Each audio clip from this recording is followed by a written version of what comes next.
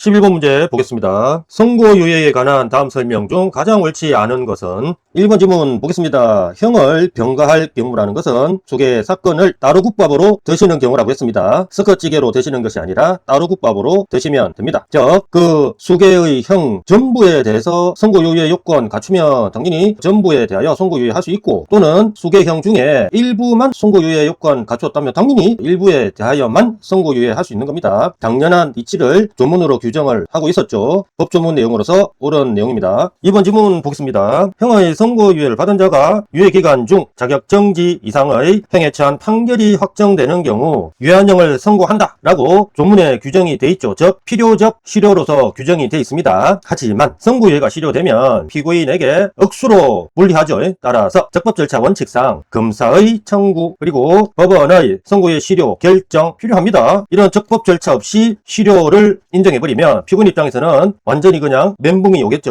따라서 필요하지 아니하다라는 내용은 틀린 것입니다. 3번 이 지문은 일종의 굿배드 법칙을 적용해버리면 쉽게 풀 수 있는 판례의 내용이었죠. 한번 살펴보도록 하겠습니다. 형의 선고유예를 받은 자가 자격정지 이상의 형에 처한 전과가 발견된 때에도 위 2번과 마찬가지로 선고유예는 필요적 실효로 규정이 돼 있죠. 근데 이 전과가 발견된 때를 우리 대법원에서는 이렇게 해석을 하고 계십니다. 형의 선고유예 판결이 확정된 후에 비로소 위와 같은 전과가 발견된 경우를 말하고, 그렇죠. 왜냐하면 선고유예 판결이 확정되기 전에 이런 결격 사유 전과 발견되었다면은 검사가 그때 재판장한테 알렸었어야죠. 그때는 이런 방구 한마디도 없이 나중에 판결이 확정된 이후에 이런 전과를 알린다라는 것은 검사의 꼼수로 보는 겁니다. 계속 보겠습니다. 그 판결 확정 전에, 그렇죠, 이러한 전과가 발견된 경우에는 이를 취소적 실효시킬 수 없다, 이제 그런 내용입니다. 취소할 수 없으며 판결 확정 전에 발견되었다고 하면 검사가 명확하게 그 결격 사유를 안 경우인데도 그때는 알리지 않았다, 그러면 그 검사는 굿배드, 당연히 배드죠. 안 경우인데도 알리지 않았다, 이거는 명백히 배드입니다. 근데 이 판례의 핵심 내용은 그 뒤에 나오죠. 안 경우만을 말하는 것이 아니라 당연히 그 결격 사유를 알 수 있는 딱 과실 표현입니다. 안 경우는 딱 고의 표현이고, 자, 그 결격 사유를 알 수 있는 객관적 상황이 존재함 애도 막부 표현 나오는 거 보니까 벌써 배드한 느낌이 확 느껴집니다. 부주의도 알지 못한 경우 과실 맞네요. 이렇게 과실로 그 결격 사유인 전과를 알지 못해서 판결 확정되기 전에 그 전과에 대해서 재판장한테 알리지 못했다, 검사 굿배드, 그것도 배드다. 왜? 일반인들 같은 경우에는 막 과실이 있으면 좀 봐줄 수도 있는 문제 아닙니까? 하지만 국가기관인 검사니까 이런 과실 용서를 안 하겠다라는 의지의 판례였습니다. 이것도 배드. 고의가 있는 경우는 당연히 배드, 과실이 있는 경우도 배드. 이게 이 판례의 핵심 내용이었습니다. 알지 못한 경우도 포함한다 라는 것은 전과에 대해서 과실로 발견하지 못한 경우에도 결국은 그 선고유예를 실효, 여기서는 취소라고 표현했죠. 취소시킬 수 없다 라는 그런 의지가 담긴 대법원 판례 내용이었습니다. 옳은 내용이죠. 4번 보겠습니다. 이 내용은 딱 보니까 앞에서 실컷 언급한 그 법조문 내용인데 이제서야 이렇게 등장을 합니다. 한번 살펴보죠. 형의 선고유예를 받은 자가 유예기간 중 자격정지 이상의 형에 처한 판결이 확정되거나 자격정지 이상 형에 처한 전과가 발견된 때 필요적 실효로 규정되어 있다고 했죠. 유예한형을 선고한다. 하지만 다시 한 번 더 상식히 보면 이렇게 한다, 필요적 실효로 규정되어 있다고 해서 적법 절차 원칙을 무시하면 안 되죠. 피고인의 그 입장을 고려해서 이번 내용처럼 검사의 청구, 법원의 결정, 이런 절차 필요합니다. 법조문 그대로 복사 붙여넣기 한 내용이니까 당연히 옳겠습니다. 그렇다면 가장 옳지 않은 것은 2번이죠. 12번 문제 보겠습니다. 다음 설명 중 가장 옳지 않은 것은, 이 문제의 특이한사항으로 지적하고 싶은 것은 1번 지문 내용과 4번 지문 내용은 예전에 제가 2026년도 1월 선고 최신 판례 강의할 때 출제될 가능성 90% 이상으로 예상을 했던 판례 내용으로 구성이 되어 있다는 것이죠. 물론 이제 1번 지문은 권리행사 방해죄 일반론이고 4번 지문 내용이 최신 판례의 구체적 사례 내용으로 구성이 되어 있습니다. 근데 이 판례는 워낙 중요한 판례라서 이미 2026년 지난 4월에 치러진 국가직 구급 문제로서 출제가 되었죠. 그리고 앞으로도 출제가 강력히 예상되는 판례이므로 제가 예전에 했던 최신 판례 강의를 참고해 주시면 좋을 것 같습니다. 그럼 1번부터 한번 살펴보겠습니다. 형법 323조의 권리행사 방해죄에서 말하는 자기의 물건, 객구조. 여기서 자기의는 우리 자소로 표기하기로 했습니다. 자기의 물건이란 범인이 소유, 당연히 자소하는 물건을 의미하죠. 그리고 자기의 물건인지 여부는, 자소인지 여부는, 즉 자기 소유권, 줄임말이죠. 자기 소유권의 물건인지 여부는 당연히 형법에서는 소유권 개념 규정이 없으니까 민법을 차용해야 되겠죠. 이 소유권 개념에 대해서는 민법 기타 법령에 의하여 정하여진다. 당연히 옳은 말씀입니다. 이번 지문은 아주 저기 구석에 처박혀 있는 판례를 끄집어내가지고 출제하신 것 같습니다. 따라서 그 내용이 다소 생소할 수가 있는데 우리들한테는 강력한 무기가 있죠. 하드소프트 법칙이 있습니다. 그 법칙으로 순식간에 풀 수 있는 그런 내용이니 한번 살펴보겠습니다. 피고인과 당시 피고인과 사실혼 관계에 있던 피해자와의 공유라고 되어 있네요. 사실 이 판례의 쟁점은 공유가 자소인지 타소인지였습니다. 우리는 공유에 대해서 타소 취급하죠. 하뷰 종류도 역시 마찬가지였습니다. 이게 원칙입니다. 공유물인 승용차를 피고인이 피해자의 승낙 없이 나쁜 짓이었죠. 그래서 이것만 봐도 처벌 느낌이 확 듭니다. 피해자가 주차해둔 위치에서 약 100m, 1m였으면 소프트, 100m였으니까 하드. 너무 졸렬한가? 요새 같은 이 더운 날씨에 100m까지 걸어가라고 해보십시오. 그 얼마나 하드한지. 그래서 그냥 이것만 봐도 우리는 처벌 느낌 가지시면 됩니다. 100m 떨어진 교회 주차장에 옮겨놓아 은닉한 행위는 손괴죄 성립하죠. 은닉도 손괴죄의 행위태양 중 하나였습니다. 은닉한 행위에 대하여는 재물 은닉죄, 즉 손괴죄가 성립한다. 지당하신 말씀이었습니다. 3번 지문은 우리가 145번 이상 봐왔던 엄마 명의 자동차 사건 2건 중 하나로 구성되어 있죠. 그 엄마 명의 자동차 사건 2건 모두 무슨 죄? 그렇죠. 절도죄 성립한다 라고 기억하고 있으면은 몇 초 걸립니까? 엄마 명의 자동차 절도죄 한 1초 아니면 2초 정도 만에 풀 수 있었죠. 그 정도 수준의 지문입니다. 그래도 공부를 위해서 사안을 한번 살펴보겠습니다. 피고인 이 엄마의 아들이죠. 피고인이 자신의 모갑 명의로 구입 등록하여 갑 엄마에게 명의신탁 이런데 너무 신경을 쓰면은 시간 낭비라고 했습니다. 이런 것이 신경 쓸 필요 없고요. 자동차를 을에게, 을이 피해자입니다. 담보로 제공한 후 담보 이런 것도 너무 신경 쓰면은 시간 낭비라고 했죠. 신경 쓸 필요가 없는 단어고요. 을이 점유 이런 걸 신경 써야죠. 을이 점유 어떤 의미? 타점 의미라고 했습니다. 을이 점유하고 있는 자동차를 임의로 가져간 경우 절도죄 성립 여부가 문제되었던 판례인데, 자, 절도죄 객체 요건 중에 타점이라는 요건은 이미 갖추었죠. 문제는 이 자동차에 대해서 타소 요건이 갖춰져야 되는데, 이 자동차 누구 명의? 엄마 명의라고 했잖아. 아들하고 엄마 아무리 가족간이지만은 이 제3자 피해자 입장에서는 엄마 명의다 보니까 피고인의 관점에서는 이 자동차가 타소가 되는 겁니다. 따라서 이 자동차는 결국 타소 자점 요건을 갖추었기 때문에 이렇게 임의로 가져갔다면 절도죄가 성립한다 라는 그런 판례였습니다. 옳은 내용이었죠. 4번 아까 말씀드렸던 최신 판례 그 구체적 사례 내용 한번 살펴보겠습니다. 이 판례를 수월하게 기억하기 위해서 여기에 포인트를 잡아주시고 공유 1% 사건으로 기억하면 더 좋을 것 같습니다. 피고인과 갑의 공동명의라고 제시되어 있습니다. 아시는 바와 같이 우리 판례는 공동명의 자소 취급합니까? 타소 취급합니까?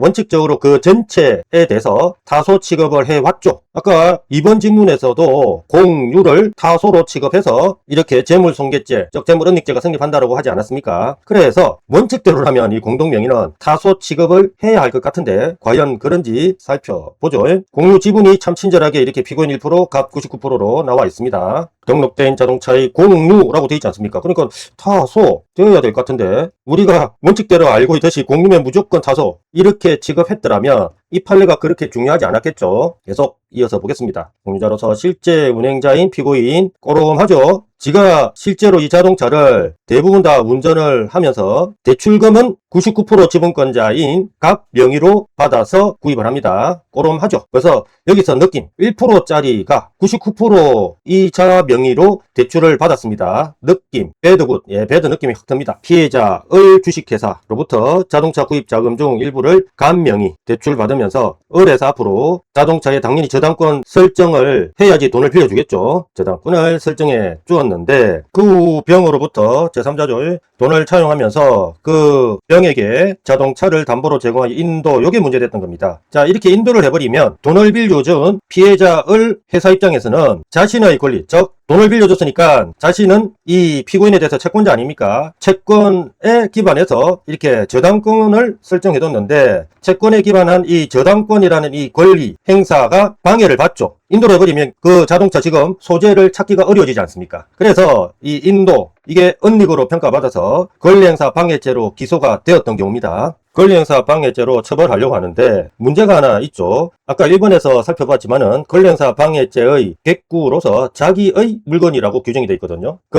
물건이 자소일 때 권리행사 방해죄가 성립하는 겁니다. 근데 아까 살펴봤지만은 이 자동차 상태가 공동명의 공유라고 하지 않았습니까? 그러면 기존의 판례 입장에 의한다면 타소로 취급되어 가지고 권리행사 방해죄가 성립하지 않을 것 같았는데 우리 판례 입장은 달랐습니다. 아마도 우리 대법원은 피고인 이놈을 이런 꼼수를 부린 데 대해서 꼭 처벌하고 싶었던 모양입니다. 그래서 결국 우리 대법원에서는 어떻게 결론을 내렸는가 하면은 다른 재산범죄의 자소 타소를 따질 때 이런 공동소유 형태일 때 타소로 취급한다 라는 입장 자체를 변경하지는 않았고요. 유독 이 피고인에게 지금 현재 문제되고 있는 권리행사 방해죄 해석할 때 그 객구인 자기의 즉 자소 해석할 때만 이렇게 그 행위자 즉 피고인이 가진 이 지분을 소유권 있다라고 취급해버린 겁니다. 그러면 그런 해석이라면 이 피고인의 운명은 어떻게 결정이 됩니까? 그렇죠. 이 피고인이 을의 권리행사 방해하기 위해서 공유 무린 자동차를 인도함으로 해서 은닉을 시켰는데 자기가 가진 요 1%에 대해서 대법원에서 소유권자다라고 이렇게 해석해버렸으니까 요 1% 요 부분은 권리행사 방해죄의 자기의 물건에 해당하게 되겠죠. 따라서 1%요 자소 취급을 당해가지고 결국은 권리행사 방해죄 성립한다라는 운명을 맞게 된 것입니다.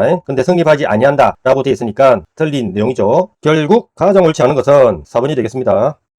다음 13번 문제 보겠습니다. 주거 침입죄에 관한 다음 설명 중 가장 옳지 않은 것은 1번 지문 보겠습니다. 1번 지문뿐만 아니라 2, 3, 4 모든 지문이 뒤집은 초원복집 사건 내용을 알면은 순식간에 풀 수 있는 그런 내용으로 구성되어 있습니다. 살펴보겠습니다. 주거침입죄의 침입이란 거주자가 주거에서 누리는 사실상 평온 주거침입죄의 보호법이기죠. 상태를 해치는 행위태양으로 뒤집은 초원복집 사건에서 제일 중요하게 강조했던 게 바로 행위태양이죠. 즉 뒤집기 전 초원복집 사건에서는 거주자의 주관적 의사를 강조했는데 뒤집은 변경된 판례에서는 객관적인 이 행위태양을 강조해서 이 행위태양을 기준으로 주거침입죄 성립 여부를 판단했습니다. 즉 변경된 판례에는 거주자의 주관적 의사를 중요하게 고려하지 않고 객관적 행위태양의 모습을 중요하게 고려해서 객관적 행위태양이 소프트하면 주거침입죄 부정, 객관적 행위태양이 하드하면 주거침입죄 인정 이렇게 판단하는 것으로 변경이 되었습니다. 이 점을 하시고 지문을 계속 보시면 이렇게 되어 있습니다. 사실상 평온 상태를 해치는 하드 소프트, 하드죠. 하드한 행위태양으로 주거에 들어가는 것을 의미한다. 침입이란 즉 주거침입죄로 처벌될 수 있다. 이런 뜻이죠. 그런 내용입니다. 이번 지문 위에서 살펴본 뒤집은 초원복집 사건 내용을 토대로 한번 살펴보겠습니다. 피고인이 배우자 있는 사람과 혼인의 성관계를 할 목적. 지금은 간통죄가 형법상 범죄가 아니기 때문에 이 목적이 범죄 목적이라고 할 수 없지만은 좋은 목적은 아니죠. 나쁜 목적입니다. 이 배우자 있는 사람의 배우자 입장에서는 피고인 이놈에게 혼인의 성관계를 할 목적이 있다 라는 사실을 알았더라면 피고인이 자신의 집에 들어오는 것에 대해서 승낙했겠습니까? 승낙 안 했겠죠. 하지만 변경된 판례 입장에 따르면은 그런 주거자의 주관적 의사는 고려하지 않는다고 했죠. 살펴보겠습니다. 본인의 성관계 할 목적으로 B의 배우자가 부재 중인 상태에서 B의 승낙을 받아 행위태양 하드 소프트 행위태양만 고려하면은 소프트하죠. 문을 박살내고 창문을 깨고 들어가는 상황은 아니지 않습니까? 그러니까 바람 피는 그 상대방의 승낙을 받아 들어갔기 때문에 행위태양 측면에서는 분명히 소프트한 겁니다. 그러면 변경된 판례에 의하면은 처벌, 불처벌이다 라는 걸 알 수 있죠. 살펴보겠습니다. B와 C가 공동으로 거주하는 주거에 출입하였더라도 주거침입죄가 성립하지 않는다. 그렇죠. 이 배우자의 주관적 의사를 고려하지 않고 객관적인 행위태양을 고려하기 때문에 주거침입죄가 성립하지 않는다 라는 이 내용은 옳게 되는 겁니다. 3번 지문 역시 변경된 판례를 토대로 한번 살펴보겠습니다. 피고인이 피해자와 잠시 교제하다 헤어진 지 약 7개월. 왜 이런 구체적인 숫자까지 제시를 했을까요? 피고인과 피해자 이제는 완전히 남남이다 라는 것을 알려주기 위해서죠. 그러니까 함부로 피해자 집에 너는 들어가서는 안 된다 암시를 해주는 그런 숫자입니다.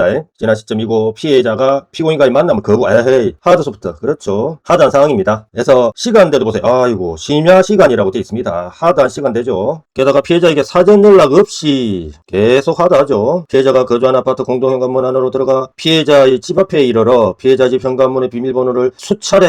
안에 있는 사람은 지금 심야 시간대인데 얼마나 무섭겠습니까? 하드코어하죠. 눌러보았다 하더라도 교제 당시 알고 있던 비밀번호를 입력하여 이미 이 교제는 의미 없다니까. 7개월 지났기 때문에 남남인데 교제는 의미 없죠. 알고 있던 비밀번호를 입력하여 공동현관문 안으로 들어간 것이라면 주거침해 성립하지 않는다. 이렇게 하드가 빽빽한데 말도 안 되죠. 성립한다 라고 했었어야죠. 틀린 내용이었습니다. 4번 질문 역시 변경된 판례를 토대로 한번 살펴보겠습니다. 피고인이 일반인의 출입이 허용된 음식점, 예전의 초원복집 그런 음식점 떠올리시면 되죠.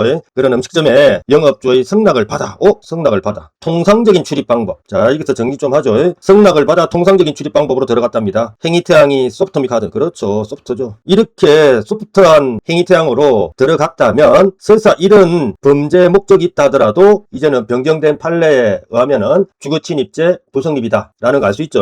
다른 손님의 대화를 몰래 녹음하기 위하여 이거 범죄 아닙니까? 범죄 목적으로 들어간 겁니다만은 주거침입죄와 관련해서는 이제 의미 없죠. 녹음 녹화 장치를 설치할 목적이었더라도 변경된 판례 입장에 따르면 즉 뒤집은 초원복집 사건 판례에 의하면은 주거침입죄가 성립하지 않는다. 예, 아주 지당하신 말씀이죠. 가장 옳지 않은 것은 3번이 되겠습니다. 14번 문제 보겠습니다. 공범관계에 관한 다음 설명 중 가장 옳지 않은 것은 1번 지문, 이미 전설이 된 단골 레파토리 중에 하나죠. 뇌물공여죄와 뇌물수수죄 사이와 같은 이른바 대항범 관계에 있는지 하는 강학성으로는 필요적 공범이라고 하죠. 필요적 공범이라고 불리고 있으나 대항범 관계에 있는 자 사이에서는 각자 상대방의 범행에 대하여 형법 총칙 공범주장 적용 부적용. 예, 이거는 자다가 벌떡 일어나서 답해도 맞출 수 있는 그런 지문 내용이었습니다. 적용되지 아니한다니까 옳은 내용이었고요. 2번 지문 역시 전설이 된 단골 레파토리 사건이죠. 그 유명한 모해위정 교사 사건입니다. 근데 이 사건의 구조를 좀 더 쉽게 파악하기 위해서는 우리가 잘 알고 있는 공범과 신분 4대 천왕 케이스 중에 하나인 아들 엄마 사건을 대입하면 된다고 했습니다. 살펴보겠습니다. 피고인이 갑을 모해할 목적으로 라고 되어 있습니다. 우리 판례에 의하면은 목적은 신분으로 보니까 피고인은 모해위정죄라는 부진정 신분범에서 신분자에 해당하죠. 아들 엄마 사건에서 아들에 해당하는 자입니다. 자, 이런 목적으로 을에게 위정을 교사하였으나 정범인 을에게 모해 목적이 없었다면 이라고 되어 있습니다. 신분이 없다라는 그런 의미죠. 그래서 을은 모해위정죄라는 부진정 신분범에서 비신분자에 해당하고 아들 엄마 사건에서 신분이 없었던 그 엄마에 해당하는 자입니다. 근데 아들 엄마 사건에서 아들이 엄마에게 자신의 아버지를 살해하라라고 교사를 했을 때 엄마는 그 아들의 아버지 즉 엄마 입장에서는 남편이죠. 그 남편을 살해를 한 경우에 존속 살해죄에 있어서 직계 비속이 아니지 않습니까? 그래서 단순 살인죄로 처벌되고 교사를 한 이 아들, 이 호로 자식을 어떻게 할까요? 가볍게 처벌합니까? 무겁게 처벌합니까? 그렇죠. 엄마보다 더 무겁게 처벌을 했었죠. 그 내용 떠올리신다면 이 질문의 내용이 틀렸음을 알 수 있죠. 피고인을 아들에 해당하는 자를 모해위정 교사죄로 처단할 수 있죠. 아들을 엄마보다 더 무겁게 존속 살해죄로 처단했듯이 당연히 신분자인 피고인을 모해위정 교사죄로 처단할 수 있는 겁니다. 따라서 이 지문 내용은 틀렸습니다. 3번 지문은 형법의 표준시는 행위시라는 것만 알면은 쉽게 풀리는 내용이었죠. 살펴보겠습니다. 종범은 정범의 실행행위 전, 즉 실행 착수 전에 어시스트를 한 경우라도 정범이 나중에 실행 착수를 하면은 종범, 방조범이 성립 가능하다고 했죠. 전이나 실행행위 중에 보통 일반적인 경우죠. 정범을 방조하여 실행행위를 용이하게 하는 것을 말하므로 정범의 범죄 종료 후 어시스트는 원칙적으로 의미 없죠. 왜냐하면 어시스트가 방조범, 종범으로서 성립되기 위해서는 형법의 표준시는 행위시 원칙에 따라서 행위시, 즉 종료시 이전에 어시스트를 해줘야 하는 것입니다. 따라서 도주원조죄처럼 종료 이후의 어시스트를 따로 독립적인 범죄로 규정하고 있지 않는 한은 종료 후, 행위시 후, 사후 방조는 의미가 없어서 종범이라고 볼 수 없다라고 하죠. 옳은 내용이었습니다. 4번 방조 대상이 되는 정범의 실행행위 착수가 없는 이상 방조죄만이 독립하여 성립될 수 있습니까? 성립될 수 없죠. 뭐 때문에 그렇습니까? 그렇죠. 공범의 종속성 원칙 때문에 절대로 정범 실행 착수가 없으면은 방조죄만 독자적으로 독립적으로 성립될 수 없다라고 했습니다. 따라서 옳은 내용이죠. 15번 문제 재수에 관한 다음 설명 중 가장 옳지 않은 것은 1번 지문은 성습성은 블랙홀이다 라는 사실만 알면은 쉽게 풀 수 있는 그런 내용이었습니다. 살펴보겠습니다. 폭행죄의 성습성은 폭행 범행을 반복하여 저지르는 습벽을 말하는 것으로서 초딩식 덧풀이 문구죠. 동종, 정가, 유무. 여기서는 동종 요거 하나가 체크해야 될 단어고 나머지는 체크할 필요가 없는 문구들이죠. 맨날 첫날 우리 대법관님들은 고려할 때 단편으로 아니죠. 종합적으로 고려하시죠.